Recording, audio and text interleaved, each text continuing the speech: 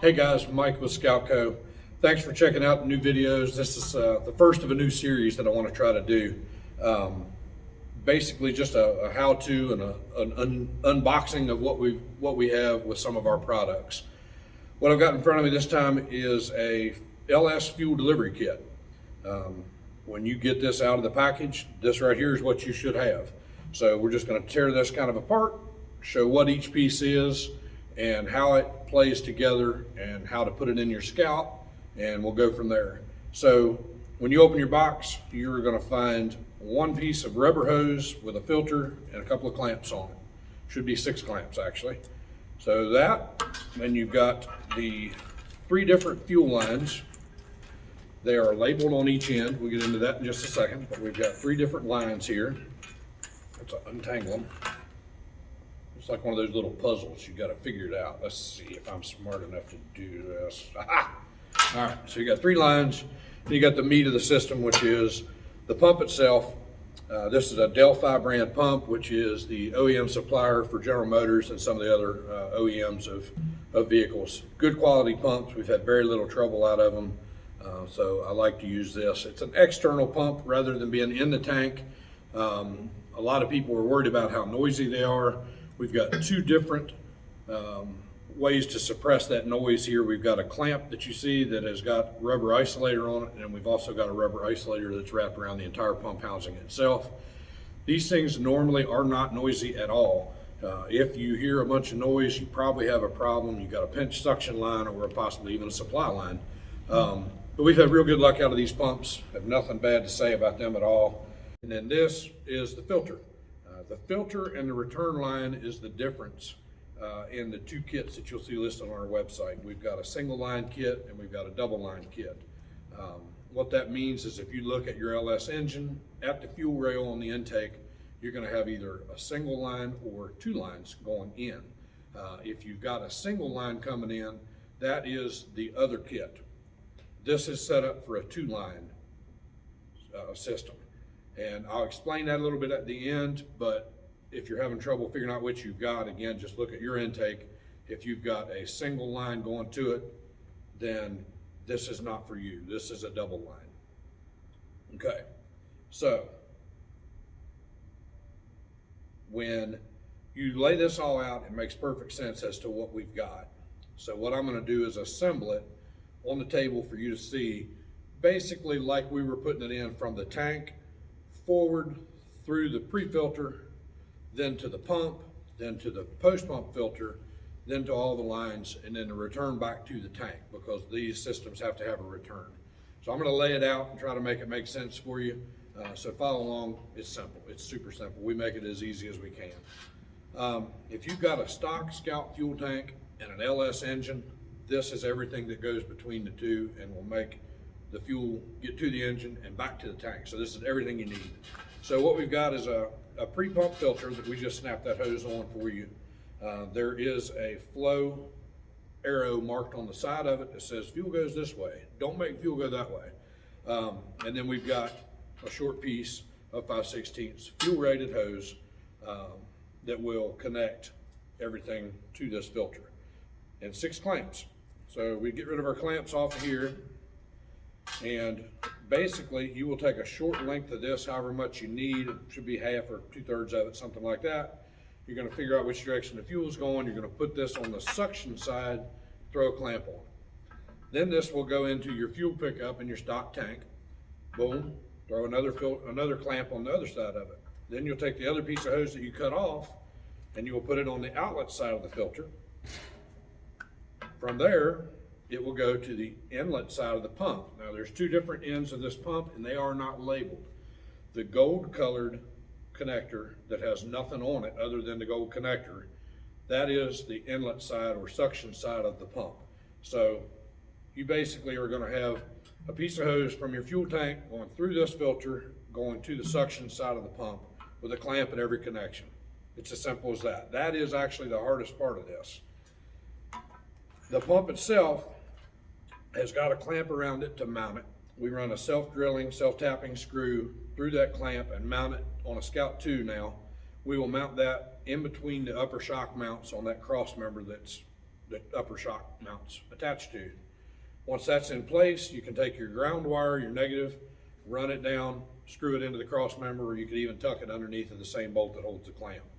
Positive wire will go up and connect into your wiring harness that you should have for your LS conversion. It should be tailed out through a relay running straight to this. It's wired, it works, the computer tells it when to turn on and off. All that stuff is taken care of by your harness and the computer.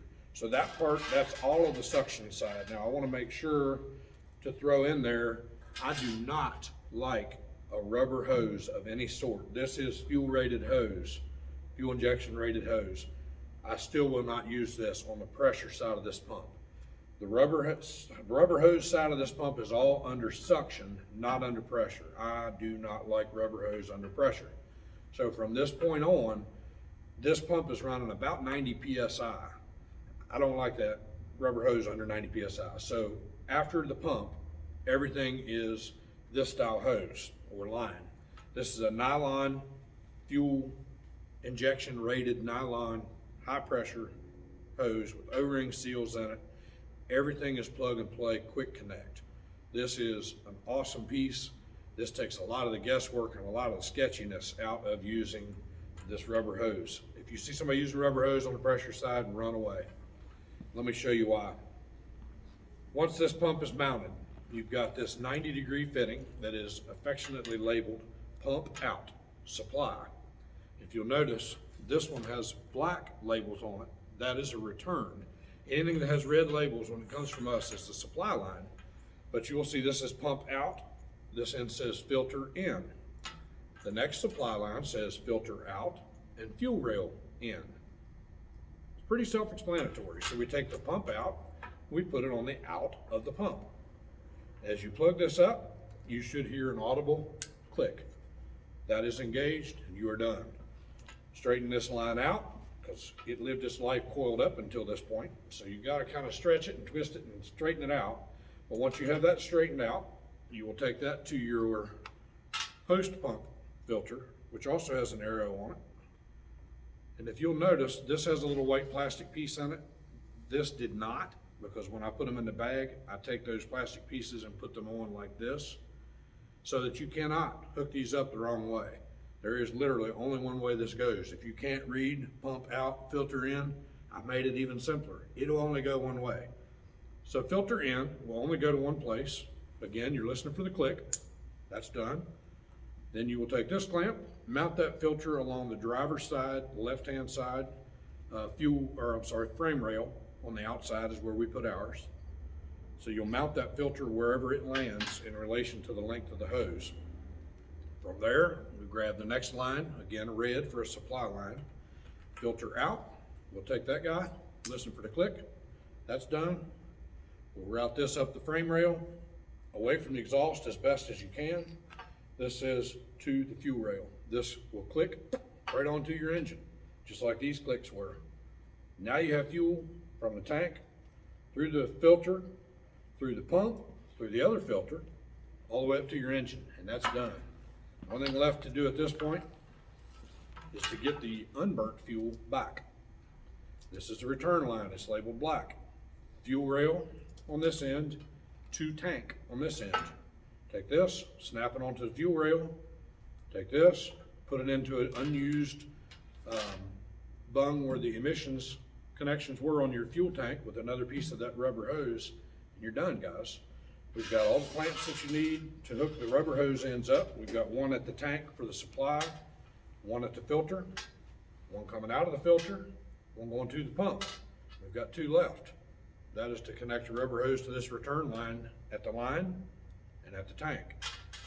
Literally everything you need to put this whole system together is right here. If you've got a fuel tank, I don't care if it's stock, aftermarket, if you've got a binder boneyard tank, if you've got one of the E-Classics tanks, if you've got a 33-gallon tank from back in the day, if you've got a 19-gallon stock tank, poly tank, it doesn't matter with this external pump. Nothing special about the tank.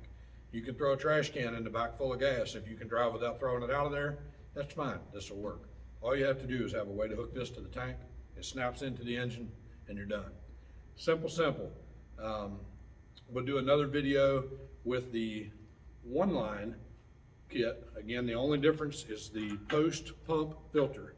It has got an inlet, and then it has an outlet to go to the engine, and it has an outlet that goes back to the return. So this return is shorter because you're only going from the filter back instead of the engine back. And then the filter itself is different. That's the only difference in it. But I will do a different video for that in the near future. Again, hopefully this makes sense. Hopefully this is the first of a bunch of videos that will help you guys figure out how to use our products. We try to make it as simple as we can. We try to make it as fun as we can. We've got everything kind of sorted with this. This is quick, it's easy, everything plugs together. You need literally a straight screwdriver or a 1/4-inch nut driver for the clamps and 2 screws to put the mounting clamps for the pump and the filter. That's it, man. Everything else you can zip tie it to the wiring harness or route it however you want to along the frame. But with, with this and our mounts for the engine and the transmission, you can have an engine, if you've got your engine out, you can have the engine in place, welded up, plumbed. You have a wiring harness already, get that hooked up, and you can have this thing at least running, maybe not operating with exhaust, drive shafts, radiator, and all that stuff, but you could have this thing running in an hour. You know, you could throw an engine in place, buzz those mounts up, get it wired and plumbed with this setup, and you could have it running really quickly. So hopefully this will make sense to you guys and make it easy for you on your end. We will see you on the next video. Thanks a lot.